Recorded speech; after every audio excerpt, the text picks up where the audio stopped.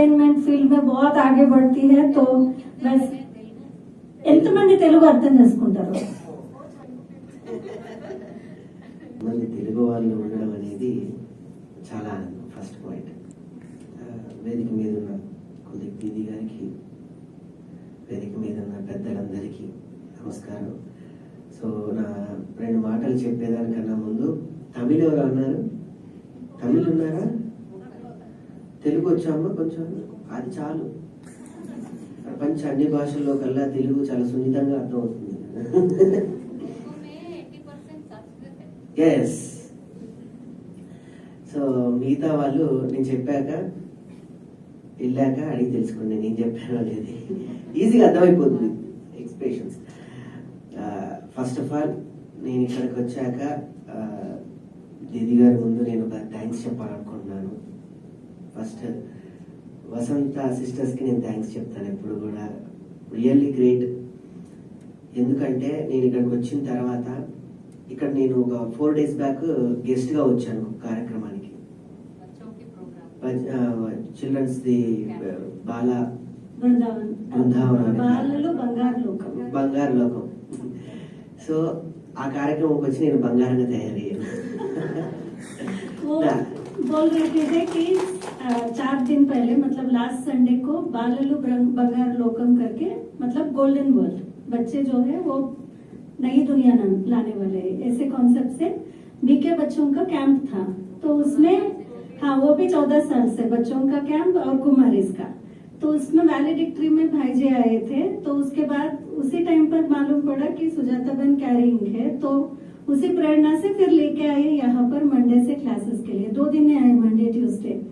तो बोल रहे हैं कि बंगार लोकम मतलब नई दुनिया, गोल्डन एज का नाम था वो. तो मैं यहाँ पर आके मैं भी गोल्ड बन गया. సో అలా ఆ కార్యక్రమానికి వచ్చి నేను ఈ ఫ్యామిలీలో ఒక మెంబర్ని అయిపోయాను. నిజంగా ఐఎమ్ సో హ్యాపీ. నేను వచ్చిన తర్వాత సాయి గారని మా టీవీ హెడ్ ఆయన చెప్పారు, మీరు రాలేదు ఇక్కడికి, బాబా గారు మిమ్మల్ని ఇక్కడికి తెప్పించుకున్నారు అని. ఇక్కడికి రావాలి అంటే మనం రావడం కన్నా ఆయన పిలుచుకున్నాడు అనుకుంటే చాలా హ్యాపీగా ఉంటుంది. సో ఇక్కడికి మనం అందరం కూడా రావడానికి ఏదో ఒక సంకల్పం, ఫర్దర్గా మన వంతు ఈ సమాజానికి చేయబోయే బాధ్యత ఏదైనా ఉంది అని నేను నమ్ముతాను. అది కూడా ఎందుకు నమ్మాను అంటే నేను ఒక కమెడియన్. ఇందాక వీళ్ళ మాటల్లో నాకు అర్థమైంది ఏంటంటే రంగుల ప్రపంచం, స్థిమితంగా ఒక దగ్గర ఇలా కూర్చోము, అర్థమవుతుంది. దానికి ఒక కథ ఉంది, నేను చెప్తా. హిందీ ఎందుకు నేను ఎంచుకోలేను అది కూడా కథ చెప్తాను. కామెడీ ఉంది, కథ చెప్తా. సో సరదాగా అలా వెళ్ళే మా ఈ ప్రపంచానికి నేను ఫస్ట్ నుంచి నేను శివుడికి కూడా ఏ మతమైనా లాస్ట్ మనల్ని నమ్ముకోవాల్సింది ఒక లైట్ సోర్స్, అది మాత్రమే. అది ఆ లైట్ ప్రతి ఒక్కరు ఆ లైట్ దగ్గరికి రావాలి. కానీ నేను ఇంత తొందరగా ఈ లైట్ కిందకి వస్తాను నా జీవితంలో నేను అనుకోలేదు. ప్రామిస్.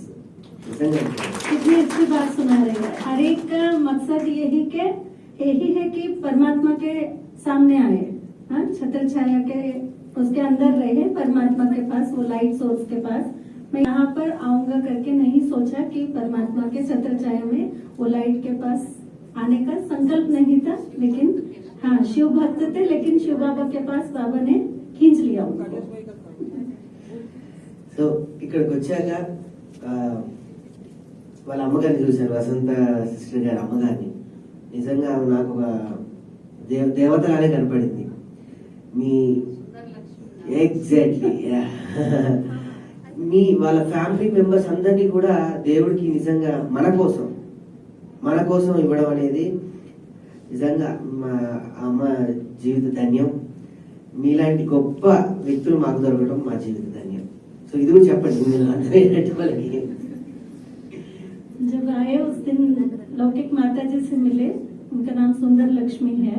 तो उनसे बहुत प्रेरणा लिए, क्योंकि ऐसे 4 बच्चियों को बाबा की सेवा में समर्पण किया. तो वो उनको बहुत प्रेरणा मिली कि आप समाज के लिए चाहिए. आप सभी मतलब हमारी बहनें जो समर्पित बहनें हैं, ऐसे समाज के लिए बहुत जरूरी है. आपको उन्होंने दिया समाज के लिए, ये बहुत बड़ी बात है.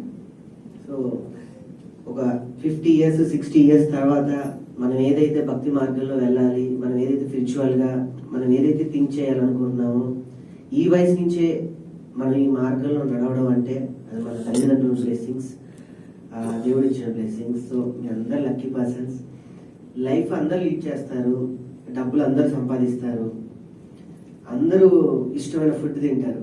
కానీ మనం ఏ పని అయితే చేస్తున్నామో, ఏ ఫుడ్ అయితే తింటున్నామో, ఏ రూపాయి అయితే సంపాదిస్తున్నామో అది దేవుడికి నచ్చేలా ఉంటే చాలు. అది నేను నమ్ముతాను. हर एक खाना खाते हैं, रहते हैं, जीवन जीते हैं, पैसा कमाते हैं, लेकिन वो ऐसे बिलीव करते हैं कि जो पैसा मैं कमाऊं या जो खाना मैं खाऊं, जो जीवन में बिताऊं, वो परमात्मा को पसंद आए, ऐसे जीवन बिताना बहुत अच्छा है, ऐसे मैं मानता हूँ. कितनी अच्छी बात है ना. ఇవన్నీ ఇక్కడికి వచ్చాక నాకు తెలిసిన నిజాలు. సో నేను ఇంతకుముందు నా వర్క్ ప్రెజర్ ఇలా ఉండాలి అంటే, ఇంతకు ముందు కూడా నేను మొదటి నుంచి ఇలానే. ఒకళ్ళని చూసి నేను మొన్న బాల బంగారు ఒకళ్ళు కూడా చెప్పాను, నాకు ఆయన చాలా సుధీర్ చెప్పాలి, వాళ్ళు లేరు కాబట్టి నేను చాలా చెప్పగలను అనుకుంటున్నాను. అమితాబ్ పెద్ద పెద్ద సెలబ్రిటీస్ కానీ, మన అబ్దుల్ కలాం, ఏపీజే అబ్దుల్ కలాం గారు, ఇలానే ఒక మీటింగ్ జరుగుతూ ఉంటే ఒక కుర్రాడు లేచి, సార్ జీవితంలో ఎప్పుడైనా కూడా మీలాగా అవుతాను అన్నాడు. అబ్దుల్ కలాం గారు వద్దురా ఆయన, లేదు సార్ నేను మీలాగే అవుతాను, వద్దురా నీకు దండం పెడతాను, నాలాగా అవ్వద్దురా నాయన అంటే, లేదు సార్ నేను అచ్చం మీలాగే అవుతాను, కాపీ పేస్ట్ అవుతాను అని. కానీ స్టేజ్ మీద పిలిచారట, జీవితంలో నువ్వు నాలాగా వద్దు, మారొద్దు అని అన్నారట. ఏ సార్ ఎందుకు మీరు అలా అంటారు, నేను మీలాగా అయిపోతానంటే, అంటే జీవితంలో ఎప్పుడు కూడా జిరాక్స్ లా ఉండకూడదు, జిరాక్స్ ఎప్పుడు వద్దు, ఒరిజినల్ గా ఉండు. ఒరిజినల్ మనం ఎప్పుడు కూడా జిరాక్స్ లా అవ్వకూడదు, నువ్వు నీలానే ఉండాలి.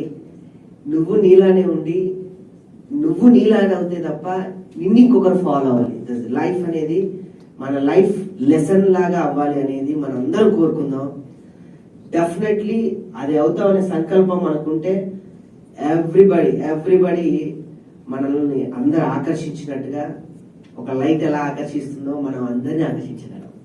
సో పాజిటివ్ ఎప్పుడు కూడా మనం కూడా ఒక లైట్ లాగా వెలిగిపోదాం, పాజిటివ్ కిందే ఉందాం, పాజిటివ్ వైబ్ తో ఉందాం.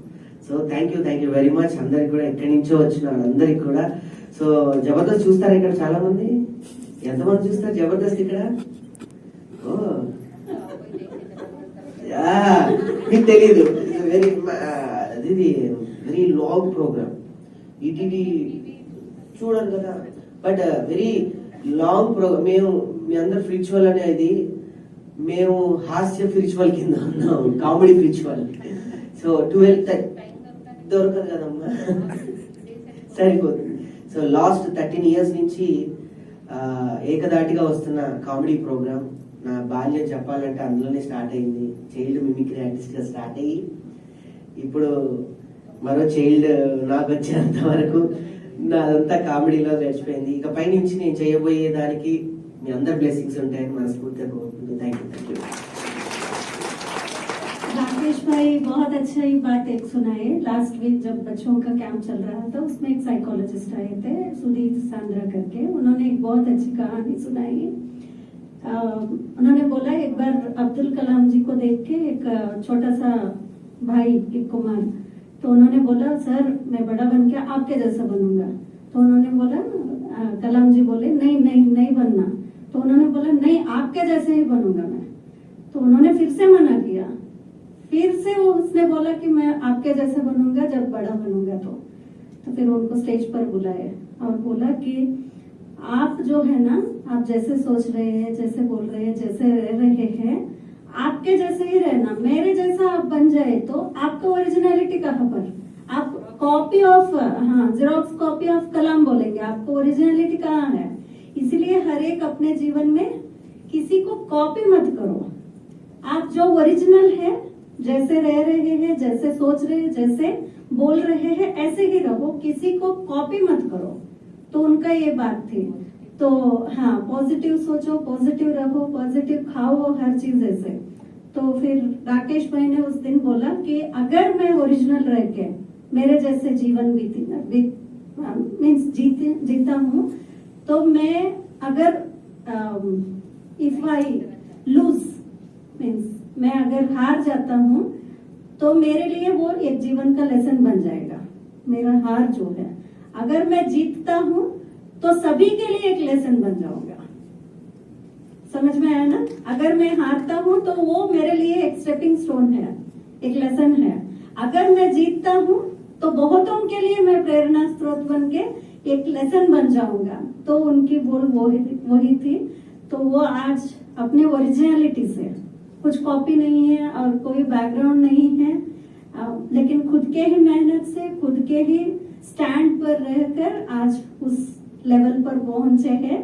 तो ऐसे ही पॉजिटिव के मतलब शिव बाबा के छत्र छाया में, शिव बाबा के लाइट के नीचे ही मैं अपना जीवन बिताऊंगा। क्योंकि चाइल्ड आर्टिस्ट के रूप में आए टीवी में, फिर अभी उनका एक चाइल्ड आने तक भी वही कॉमेडियन के रूप में जीवन बिता रहे हैं। 13 साल से वो भी कॉमेडियन।